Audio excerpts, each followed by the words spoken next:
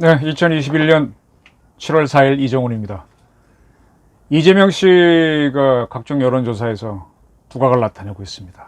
윤석열 씨와 더불어 1, 2등을 다투고 있습니다. 여권에서는 당연히 단연코 이재명입니다. 이재명, 그는 어떤 사람인가? 그는 과연 로빈훗인가? 조금 다뤄보겠습니다. 윤석열 엑스파일이 대단한 위력을 발휘했죠. 쭌리가 그의 부인이냐? 윤석열 씨 장모가 법정 구속됐습니다. 그러니까 이런 사람이었어 하고 놀라는 경향이 많은 것 같습니다. 도리도리 윤석열과 더불어 윤석열의 허상이 벗겨지는 거 아니냐 이렇게 보고 있습니다. 그렇다면은 이재명 씨, 유력한 대한민국 대통령 후보인 그를 살펴봐야죠. 그는 어떤 사람일까요? 입지전적인 인물입니다. 중앙대 법대가 좋습니까? 서울법대가 좋습니까? 그는 중앙대 법대를 나왔습니다. 그런데 훨씬 더 악조건에서 나왔고요. 그런데 윤석열과 같은 반열에 올라선 사람입니다. 그는 1964년 12월생으로 돼 있지만은 실제로는 63년생이랍니다. 토끼띠죠. 근데 본인의 정확한 생일을 모른대요. 그 이유가 있습니다. 안동시 예안면 도촌리에서 태어났습니다. 상당히 산골입니다. 제 고향도 밝혔는데 저는 도산면 원천리고 거기도 산골이지만 도천리도 산골입니다. 저는 뭐 안동에서 태어나진 않았습니다. 뿌리가 거기 이제. 그는 7남매 중 5째라고 알려져 있는데 사실은 그의 부모가 낳은 자녀는 9이었답니다. 근데 이재명 씨 앞에 두 형제 자매가 먼저 세상을 떠나서 7남매가 성장했답니다. 안동에서 3개 초등학교를 나오고 졸업하자마자 76년도에 성남으로 이주를 했답니다. 그리고 이제 그는 6년 동안, 남들은 중학교, 고등학교 다닌 6년 동안 노동자 생활을 했습니다. 성남의 상대원동 공단에서 했다는데 그때 재해를 당해서 장애인 6급 판정을 받아서 군대를 가지 않게 되죠. 이 6월 30일 날 팟빵 월말 김어준 6월호라는 데에서 이재명 씨가 나와갖고 자기의 어린 시절을 쭉 밝혔습니다. 거기에 보면은 이런 내용들이 있어요. 성남에 올라온 다음이죠. 나는 도시빈면이었다. 목걸이 공장에 다니면서 하루에 100원을 받았다. 76년도 얘기입니다. 76년도면은 저도 중학생 때인데 그때 버스 타고 가면 서울에서 차비가 10원이었습니다. 10원. 지금 100원이니까 무조건 적다고 보는데 10원. 그러니까 지금 버스비가 1,300원쯤 하죠? 그럼 13,000원. 지금 최저 시급이 얼마죠? 네. 대충 감 잡히십니까? 그런데 하루에 300원 준다는 곳이 있어 창곡동에 있는 공장으로 옮겼는데 주인이 야반 도주에 3달치 봉급을 못 받았다. 그리고 고무공장을 다녔다. 제일 어려웠다 그때가. 맨날 새벽 2시까지 철야했는데 그리고 생라면을 줬다. 저녁을 줘야 하는데 라면으로 때우게 한 거다. 그때 벨트에 손이 감겨서 중상을 입었다. 그리고 용접공 다른 공장에서 조수를 했답니다. 야구 글러브 만드는 공장이었다는데 프레스에 손이 눌렸답니다. 돈이 없어 치료를 받지 못하고 시간이 흘렀답니다. 그 사고로 성장판이 훼손됐다. 그 사이 키가 자라면서 팔이 어느 순간 비틀어졌다. 그렇게 됐답니다. 저희 대학 다닐 때 운동권 노래 중에 미싱은 돌아가네 하는 그런 운동권 노래가 있었죠. 아주 공장 근로자들의 아주 고통을 얘기하는 애환을 노래하는 게 있었는데 그런 시절을 겪은 모양입니다. 제가 중고등학교를 다닐 때. 그리고 시계 문자판을 깎아내는 일을 했는데 고립된 방 안에서 라카치를 하다가 후각의 60%가 날아갔다. 근데 이렇게 상당히 어려운 생활을 했는데 그 시절의 노동자, 뭐 저도 같은 세대의 사람이지만 저는 경험을 안 해서 정확히는 알지 못하는데 그때 중고등학교 나이에 공장 다녔던 아이들은 힘들었기 때문에 본드도 하고 또 회식을 하게 되면 당연히 술 마시고 담배를 폈답니다. 그랬던 걸로 저도 기억합니다. 근데 이재명 씨는 일치하지 않았답니다. 이재명 씨는 그때 일기를 썼는데 술, 담배를 하면 머리가 나빠져 하고 본인이 확신을 갖고 있었답니다. 그리고 어느 날 출근을 하다가 반대편에서 교복 입은 여학생을 보고 나서는 정신이 번쩍 들었답니다. 그럼 나도 공부해야 되겠다 라고 해서 검정고시를 들어가죠. 78년도의 일이었답니다. 검정고시가 봄, 가을에 있어요. 근데 그는 아슬아슬하게 이제 중학교 졸업시험에 합격하는 거죠. 그때 학원 선생이 가나 다라 중에서 다를 찍으면 확률이 제일 높고, 그 다음에 사지선다니까 그 중에 가장 긴 것을 주로 찍어라 그랬는데 아슬아슬하게 붙었답니다. 그래서 자기가 이제 중졸 자격을 가졌는데, 그런데도 이게 통하지 않더래요. 그때 봤더니 군대에서 군복 입고 와서 어린 노동자를 때리는 사람이 있었는데, 그 사람들은 고졸 학력을 갖고 있더랍니다. 그래서 안 되겠구나, 고졸도 해야 되겠다 하고, 또 고졸 학원에 검정고시 다녀갖고 검정고시 학원 다녀서 고졸 시험을 붙었답니다. 80년 4월에 붙었답니다. 굉장히 머리가 좋죠. 일반적으로 검정고시가 좀 쉽긴 쉽습니다. 그런데 이 고졸 자격증을 받아보니까 공장에서는 소용이 없더라 이거죠. 검정고시가 아닌 정식 고등학교 졸업장이 필요한 거죠. 그래서 대학을 가야 되는구나 이런 생각을 했답니다. 80년에 이제 고졸 검시를 붙었으니 대학 입학 자격을 가진 거죠. 근데 81년에는 시험을 보지 못했는지 안 했는지 모르겠습니다. 82년도에 입학을 하게 됩니다. 제가 81학번입니다. 그래서 저는 이때를 기억하는데, 이때의 이재명 씨가 기억하는 것은 80년에 전두환이 쿠데타를 일으켰고 대학 본고사를 없앴다. 그리고 과외를 금지시켰다. 맞습니다. 그리고 오로지 학력고사. 네, 저희 때는 예비고사였죠. 근데 그 이듬해 이 친구가 볼 때는 학력고사로 바뀌었습니다. 학력고사만으로, 그 성적만으로 대학을 가게 했습니다. 1등이 있고 꼴찌가 있겠죠. 그때 65만 명, 70만 명이 봤습니다. 베이비 부머 세대니까 굉장히 많았죠. 본고사가 있을 때 하고, 저는 본고사도 봤습니다. 80학번으로. 그 다음에 예비고사도, 그 다음에 이제 없어진 다음에 전두환 때 81학번 들어갔는데, 본고사하고 예비고사하고 좀 차이가 있습니다. 예비고사만 잘 보는 사람이 있고 본고사를 잘 보는 사람이 있습니다. 상당히 이제 본고사가 더 어려웠죠. 예비고사만으로 보게 하면서 과외를 없앴습니다.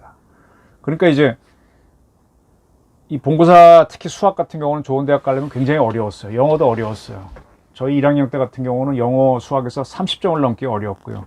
상당히 공부가 된 3학년 돼도 50점, 60점 받기가 어려웠습니다. 본고사가. 60점은 받아야 뭐 좋은 대학 간다고 할 텐데. 근데 본고사에 강한 사람이 있고, 그 사람이 꼭 예비고사를 잘 보는 게 아니고, 또 예비고사 잘 보는 사람이 특히 본고사에 약한 경우가 많았습니다. 어쨌든 이렇게 본고사가 없어졌기 때문에 노렸던 모양인데, 그때 이제 서로 좋은 학생을 뽑으려고 이제 어떤 대학에서는 성적이 좋으면, 예비고사 점수가 좋으면 학비 무료, 생활비 20만 원 준다, 이렇게 광고를 했었죠. 그때 이재명 씨는 공장에서 6만 원, 7만 원 받았답니다. 6만 원, 7만 원 정도 받았을 겁니다. 네. 그는 이제 81년도에 학원을 다니면서 대학 입학 시험을 준비했던 모양인데, 평가와 모의고사를 봤더니 65만 명 수험생 중에서 40여만 등을 했대요. 거의 꼴찌죠. 이렇게 되면 서울 지역의 대학에 못 옵니다. 근데 노력을 해서 마지막에는 1000등까지 올라왔답니다. 81년도에. 저는 1000등의 의미를 압니다. 저 같은 사람은 보통 10,000등 정도에서, 10,000등 바깥으로 떨어지면 이제 난리가 나는 거고, 안쪽에서 이렇게 있기 때문에 1000등의 의미를 압니다. 1000등이면은 서울대학교 갑니다. 굉장히 공부를 잘한 거죠. 그러니까 중앙대 법대에 장학생으로 갈 수 있는 거죠. 근데 이재명 씨가 이렇게 공부를 할 수 있었던 거는, 먼 친척 되는 사람이 내 귀를 보고 귀가 크다며 크게 될 놈이다 라고 했기 때문에 포기하지 않았다는 겁니다. 근데 이재명 씨는 과거에 어머니를 통해서 들었다고 하면서, 먼 친척이 이 아이는 크게 될 거요, 이 아이 사주는 언제요? 라고 하면서 얘기한 적이 있답니다. 이게 같은 얘기인 것 같아요. 그때 어머니가 말해준, 이재명 씨 그 먼 친척이 얘기해준, 다시 말하면 이재명 씨는 본인 생일을 모르잖아요. 어머니도 모른다 그랬지 않습니까? 근데 이재명 씨 어릴 때 봐준 친척이, 이 아이는 귀가 크고 잘 될 거요, 이 아이 사주는 이걸 거요 하고 이제 이야기 해줬죠. 그 사주를 거꾸로 지금 생일로 삼고 있는 걸로 보입니다. 그래서 이렇게 해서 이제 중대법대를 턱해서 갔습니다. 82학번으로 갔죠. 그러면은 63년생이니까 자기 날이 찾아간 거고요. 64년생이었다면 1년 먼저 간 겁니다. 오히려. 어쨌든 63년생이니까 제 나이에 간 겁니다. 그러면 8호 학번으로 졸업해야 되는데 군대는 면제니까, 병역 면제니까 1년 늦게 86년에 졸업과 동시에 사시에 합격합니다. 대단하죠. 서울대학 다녀도 쉽지 않은 건데 해냈으니까. 그러면서 이제 인생이 바뀌는 겁니다. 근데 이재명 씨는 안동에 살 때 그가 회고한 바에 따르면 아버지가 노름을 좀 하셨답니다. 그래서 재산을 좀 날렸고요. 그로 인해서 성남에 와서 살 때도 환경이 어려워서 아버지를 상당히 원망했답니다. 이재명 씨가 남긴 일기에는 아버지에 대한 원망이 가득하다 그러는데 지금은 돌아가셨죠. 그래서 가장 후회하는 게 뭐냐 그러면 아버지와 화해하지 못한 게 제일 회한스럽다. 그런 얘기를 했답니다. 그리고 사범시험에 합격했을 때 86년도죠. 그때 이미 아버지는 이렇게 돌아가지는 않으셨지만 의식이 없으셨답니다. 그게 본인은 이제 화해할 기회를 놓친 거죠. 아버지한테 한번 크게 성공해서 보여드리면서 화해하려고 그랬는데 이재명 씨의 아쉬운 점은 사법시험을 1차를 붙고 그해 바로 2차를 붙었으면 좋았을 텐데 한 번은 떨어져서 2차는 그 다음에 붙었습니다. 그래서 86년도에 졸업하는 걸로 보이는데 그 사이에 아버지가 이제 의식을 놓으신 모양입니다. 이런 현상은 문재인 씨한테도 발견됩니다. 문재인 씨도 경희대에서는 1차를 붙어놓고 이제 뭐 민주화 운동 조금 하다가 군대에 끌려가죠. 그래갖고 특전사에 근무하고 나와가지고 아 이게 아니구나 하고 공부를 했는데 아버지가 돌아가시면서 이제 고시 붙고 그렇게 됐다고 제가 운명이라는 책에서 봤던 기억이 있는데 다들 이렇게 사람들 성인이 되는 과정에서 남자는 아버지와의 그 관계가 좀 복잡해지죠. 네. 그렇게 해서 이제 본인이 사회에 나오게 되는데 바로 변호사로 개업을 합니다. 이때 이제 영향을 줬던 사람이 노무현 대통령이랍니다. 이재명 씨가 고시에 붙었을 때 조금 유명했던 모양이다. 워낙 중고등학교 과정이 없이 검정고시로 됐으니까. 그때 이제 사법연수원을 마치면서 그도 고민을 했던 모양이에요. 판사나 검사를 해볼까 하고 싶겠죠. 변호사보다 훨씬 멋있잖아요. 단 몇 개라도 해볼까 하다가 노동자들의 지역 성남으로 가자라고 이제 본인이 결심해서 26살에 개업을 한답니다. 그때 힘이 되어줬던 사람이 노무현 씨인데 변호사로 먹고 살 수 있어 이런 얘기 해줬답니다. 86년, 7년, 8년, 9년쯤에 이제 변호사 개업을 했는데 이때가 언제입니까? 주사파들이 아주 대학가를 점령해갖고 난리 법석을 치울 때죠. 운동권은 제 기억으로는 84년부터 활성화되었고 84, 85, 86, 87, 88, 90, 91 가면서 아주 대한민국을 막 들었다 놨다 했었죠. 노동운동가를 굉장히 필요로 할 시절입니다. 민주화 운동. 이때 그도 이제 고민 끝에 임관을 하지 않고 변호사, 운동권 변호사로 가는 겁니다. 그리고 이제 지방에서부터 시작하자. 그때 뭐 제 친구들도 대학 졸업하거나 졸업하지 못한 친구들이 지방으로, 인천으로, 뭐 성남으로 내려가서 뛰기 시작했었죠. 그때는 성남에서 이제 개업을 하면서 어떤 인간극장 같은 프로에서 좀 찍자 그래도 본인은 철저하게 감추고 이제 거부하면서 이제 변호사 활동을 하면서 지역 활동하면서 봉사 활동하면서 그렇게 했답니다. 이때 이제 그의 형제들은 형편이 좋지 않았죠.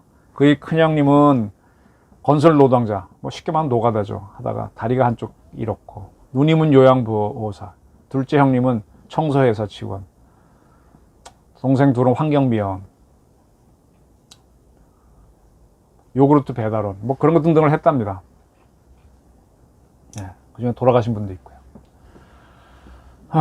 그래서 이제 이재명 씨는 혼자 그 형제 중에서 독보적인 사람으로 켰는데, 이재명 씨 형제 중에서 가장 학력이 높은 사람은 중학교 나오신 분입니다. 이재명 씨도 나중에 대학은 나왔지만 검시를 거쳤었죠. 네. 그리고 이제 박원순 씨가 참여연대를 만들자 이 참여연대에 이분이 가담합니다. 그래서 성남 참여연대에서 활동하게 되죠. 그리고 복잡한 상영을 걷게 됩니다. 그 전과 사범이 되는 계기를 맡게 됩니다. 성남 파큐브에서 특혜 분양 사건이 일어나는데 이것을 이분이 참여연대에 있으면서 문제 삼았던데 KBS PD가 와서 취재를 합니다. 그때 성남시장이 전화가 오니까 뭐 검사다 라고 했다는 게 이제 그 내용이죠. 그에 대해서는 본인이 직접 해명을 한 적이 있으니 한번 살펴보겠습니다. 2016년 7월 3일 이재명 씨가 직접 썼던 해명입니다. 이재명은 정가 3법이라는 왜곡 조작을 통한 음해가 계속되고 있습니다. 지방선거 공보물에 공개된 내용이지만 오해를 없애기 위해 세부 내용을 알립니다. 검사 사칭 방조에 대해서는 성남 참여연대 대표로 2002년경 파큐브 특혜 분양 사건과 관련해 KBS PD가 자신이 변호사죠. 변호사 사무실로 와 나를 인터뷰하던 중 성남시장으로부터 휴대폰으로 리콜 전화가 왔다. PD가 담당 검사다. 도와줄 테니 사실대로 말하라고 유인해 녹음한 후 추적 60분에 보도했다. 그러자 당황한 성남시장이 나를 배우로 지목해 고소했고 검찰은 내 인터뷰와 검사 사칭 전화를 묻고 이재명이 PD에게 검사 이름과 질문사항을 알려주며 검사 사칭 전화를 도왔다 라고 씌웠다는 겁니다. 그래서 이제 구치소에 갔는데 황의여 의원 등이 위로 접근을 오고 보수 언론들은 이재명 구속 지나치다 사설을 썼다. 근데 이제 와서는 보수 언론이 새누리당이 나를 비난하는 인생 무상이다 그렇게 했고요. 특수공무집행 방해죄. 2004년 시민들이 성남시립의료원 설립 조례를 발의했는데 새누리당 시의원들이 47초 만에 폐기하자 의회를 점거해 항의했습니다. 내가 설립운동 대표였기 때문에 공동 책임을 졌습니다. 이 일로 공공의료를 위해 정치에 투신하고 10년 만인 2013년 시립의료원을 착공했으니 나쁜 일말도 아닙니다. 네, 특수공무 방해 집행방해를 한 건 맞네요. 선거법 위반 쭉 읽어보십시오. 네. 벌금 50만 원을 받았다. 그겁니다. 그리고 음주운전은 사실이다 하고 딱 이렇게 인정을 했습니다. 이렇게 해서 이제 이분이 성남에서 하다가 그 다음에 이제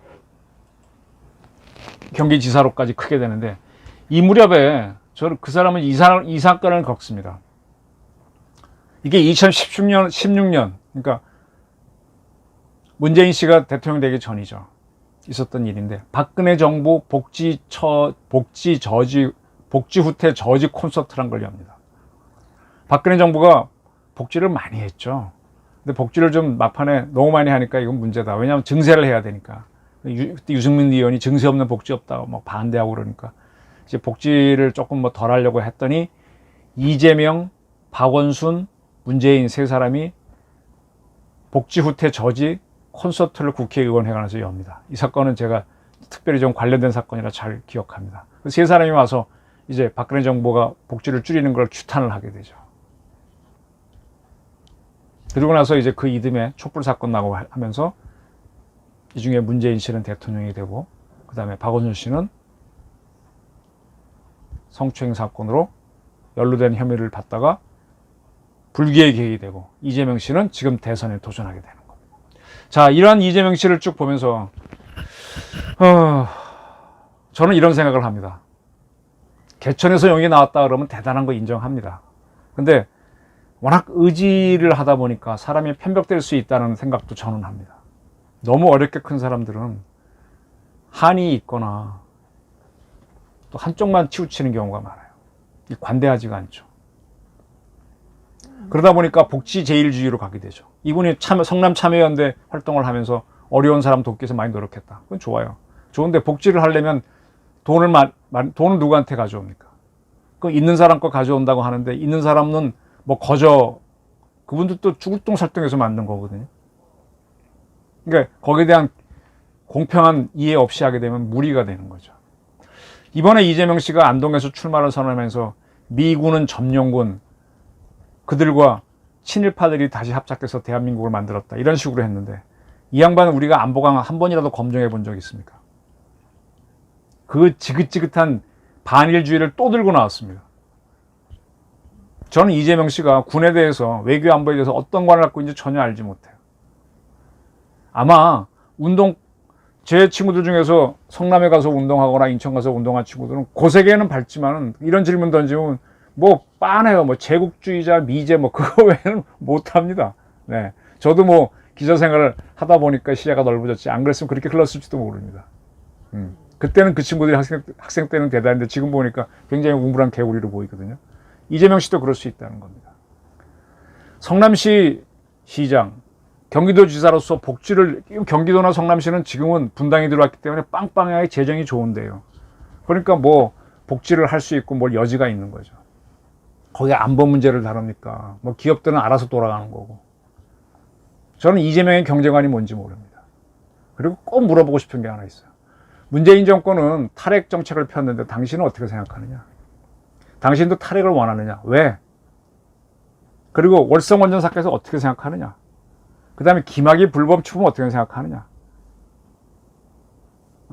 김학의 사건에 대해서 그 서울중앙지검 이성윤 씨가 이렇게 맞고 동부지검장하고 갈등 어떻게 생각하느냐? 계속 물어봐야죠. 그렇게 해서 구체안을 검증해야 돼요. 지금 이재명 씨에 대한 신드롬은 윤석열 신드롬 비슷하게 그냥 그 사람이 입주 정도로 컸으니 대단하지. 그 다음에 경기도 각 명승지 계곡에 있는 그 불법시설을 철거했으니 대단한 추진력이 있지. 이거 외에는 없단 말이에요.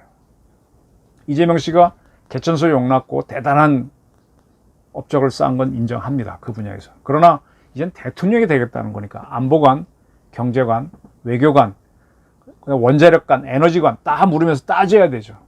이렇게 하면서 검증을 해 들어가 보자 이겁니다. 윤석열도 검증해야 됩니다. 이제 장모 터지고 부인 터지고 이게 아닙니다. 당신은 어떤 안보관이야? 원자력 문제는 뭐야? 미국은 어떻게 할 거야? 북한은 어떻게 할 거야? 통일은 어떻게 할 거야? 왜? 대통령이라는 자리는 검사 일을 하는 데가 아니에요. 시정하고는 달라요. 안보 문제를 다루는 자리입니다. 그리고 경제 관료로 임명해서 끌고 나가야 하는 자리니까. 이렇게 함으로 해서 이재명과 윤석열을 제대로 비교해서 좋은 대통령을 뽑아야 됩니다. 윤석열 씨에 대해서 윤석열에 대해서는 굉장히 엄격한 잣대를 갖다 대고 이재명은 건너뛸 수 없습니다. 이재명이 과연 로빈훗인지 아니면 한쪽으로 치우친 사람인지 검증해야 됩니다. 감사합니다.